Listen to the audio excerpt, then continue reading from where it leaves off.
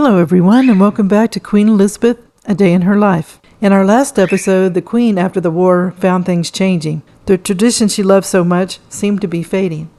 The Labour Party took over and changed things, and there wasn't anything the King or Queen could do about it. The great news was that Princess Elizabeth was pregnant, and that had to make the royal family very happy. Unfortunately, there was bad news at the same time. The king was starting to have serious health conditions, and at the same time, it caused the cancellation of a trip to Australia that the king and queen and Princess Margaret were going to go to. The queen hoped that the people wouldn't be too disappointed. Everyone was overjoyed when Princess Elizabeth gave birth to Prince Charles.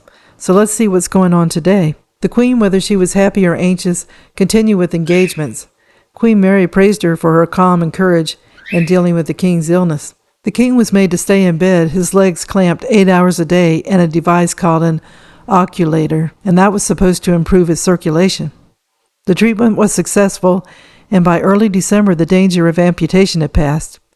The doctors, being cautious, felt that their patient shouldn't be moved at least until the end of the month, and this meant that the family couldn't go to Sandringham for Christmas. Churchill gave the Queen a copy of The Fruit of His New Leisure, a book painting as a pastime. She thanked him and talked about the deep emotions of recent months. She said, though, sometimes one feels that they have been almost too vampire and have drained away something of joy of living, yet one also feels closer than before to the good beating heart of the British people. God bless the people, they are good people, and when one feels depressed or frustrated, a little talk with a painter or a plumber or a steel worker or a nice angry English gentleman soon puts one right. The king, during his Christmas broadcast that year, spoke of his silver wedding, of the birth of his first grandchild, and of his illness.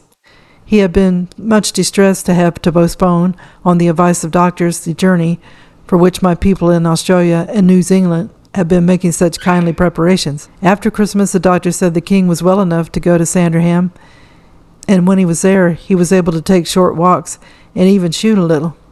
And the queen felt relieved. She realized that she was exhausted by the recent pleasures as well as the anxieties that were going on around her. When the king got back to London, he resumed a restricted program of work. He wasn't well yet.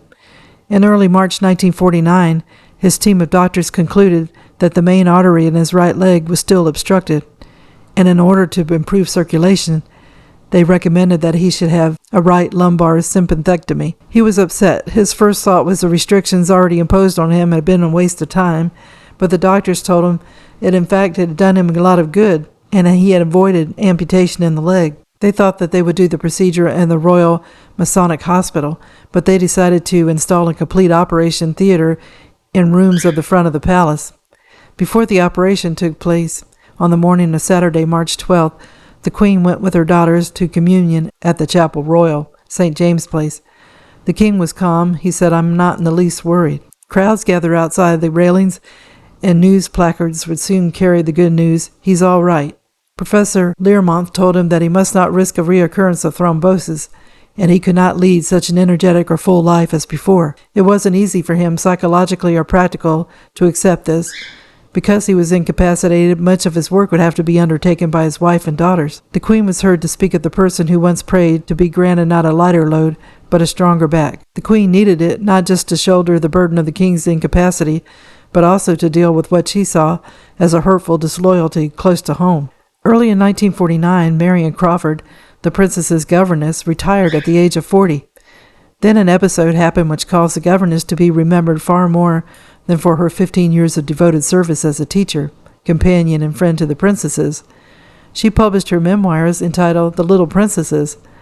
By today's standards, Miss Crawford's revelations might seem harmless and somewhat charming, but at that time her conduct was seen as unforgivable betrayal. Recent research shows the chief villains of the piece to be a pair of unscrupulous American journalists and Marion Crawford's husband, but Marion herself behaved in ways which bordered on blackmail and deliberately defied her trusting employer, the Queen. January 1st, 1949, the Queen wrote to Crawford stating, "Dear Crawfy," and saying not to think just because she retired that it meant severing connection with the royal family. Crawfy had shared their joys and sorrows for years, and they looked upon her now and always as a true and trustworthy friend. The letter continued, "I can never tell you how grateful I am for all your devotion and love for Lilibet and Margaret. It was such a great relief to me during the war to know that you were by their side, through sirens, guns, bombs, and pantomimes, keeping everything cool and balanced and good-humored. Thank you with all my heart." The Queen also said that now Coffey would be able to devote more time to the hub of your universe, Major George Buthley, a retired Army officer whom she married September 1947. He had been found a good job at a bank by members of the household, and the couple had been given a Grayson favor house in Kensington Palace, and Coffey retired on a full salary pension. But that wasn't enough. Marion Crawford was anxious to exploit her royal connections. She wrote to the Queen saying that she had had many requests from the American and British press to speak or write about the royal family, but claimed that she had no desire to do so and would rather continue in royal employment. She also hoped that her husband could be helped by being given a royal bank account to administer. The Queen at that time had other things on her mind, number one being her husband's illness, so she didn't respond immediately. Then Bruce and Beatrice Gould, the editors of the American magazine Ladies' Home Journal, sent a writer, Dorothy Black, to see Marion Crawford in London to try and persuade her to write articles or a book about the princesses. This time the Queen saw the former governess, and in early April she wrote that she felt most definitely that Coffey should not write or sign articles about the princesses.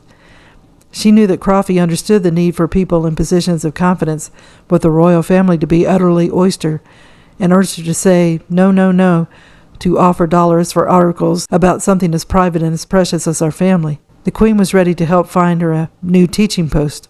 Miss Crawford was disappointed, and she appeared to accept the Queen's request, but in May 1949 the Goulds came to London and urged her to sign a contract under which she would write her story with the help of Dorothy Black. By August the manuscript was finished. Coffey's agreement with the Ladies' Home Journal required the manuscript to be approved by the Queen before the publication. In early October 1949, the Goulds sent it to her through Lady Astor, with whom they were both on friendly terms. But the Queen was given only 3 weeks to respond, and publication was set for January 1950, and it was clear that the Goulds intended to go ahead with or without her approval. The Queen, needless to say, was appalled, both by the manuscript and by Marion Crawford's breach of promise. She wrote a 6-page letter telling Lady Astor of the shock and distress that she and the King felt. They could only think that our late and completely trusted governess had gone off her head, because she promised in writing that she would not publish a story about our daughters. Her private secretary, Major Tom Harvey, reinforced the message, writing to Lady Astor that such a memoir was utterly alien to the spirit and custom of their Majesty's household and staff. The private secretary said the Queen realized there's nothing much could be done about it. Harvey, though, didn't ask that the publication be abandoned. Instead, he sent Lady Astor a list of passages to be considered for amendment. These included several inaccuracies pointed out by Princess Elizabeth, who was as horrified as her mother by the governess's conduct. The Goulds remained ruthlessly committed to their commercial project. When they received Major Harvey's list of requested omission, Gould cabled to Nancy Astor, "We will agree most modifications, partly natural desire, unoffend your friends, partly wish ease governess' position for her sake, also because any retaliation upon her would inevitably leak American press traditionally loves to defend the underdog." The Queen commented it was a slight blackmail, but encouraging as to our suggested omissions. The publication went ahead without the objectionable passages, but with further adaptations and inventions made by the Goulds to create the effect they desired. The series boosted the circulation of the Ladies' Home Journal by 500,000, and later in 1950, The Little Princesses was serialized in Britain in Woman's Own and published in book form by Castle and Company. The palace insisted, however, that the letters from the princesses be removed from the British publications. Marion Crawford was allowed to keep both her house and her pension, but her relationship with the royal family never recovered. In November 1950, she and her husband moved to Aberdeen. She continued to write or to permit others to use her name in writing about the royal family until the unfortunate occasion in 1955 when an article was allowed about Trooping the Colour and Royal Ascot and published under her name, despite the fact that both events had been cancelled. So this was a painful and unpleasant episode in the Queen's life. It showed how vulnerable the royal family was to betrayal by those around them whom they trusted. So I will end the video here. In this episode, we saw the King was still having problems with his health, and he needed an operation which helped him to feel better. but he was still having to take it easy in order not to have a relapse. That meant that the royal family had to take up the slack and to go in appointments in his place. Then we had the book and article written by Marion Crawford. It was about Princess Elizabeth and Princess Margaret, and Marion's years as their governess. The Queen had mentioned to Crawford not to publish it, but Marion wanted more money, even though the Queen had given her and her husband a place to live, and she had a pension too. The Queen was upset about it because no one had ever done a tell-all book or article about the royal family. The King and Queen felt betrayed, and Princess Elizabeth was upset about the book too.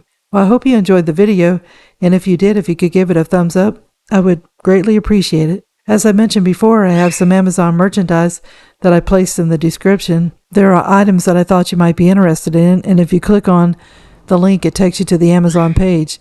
And if you purchase it, I get a small commission that is of no extra cost to you. But more importantly, I wish everybody a good day, and tune in again soon for another episode of the Queen Elizabeth, A Day in Her Life.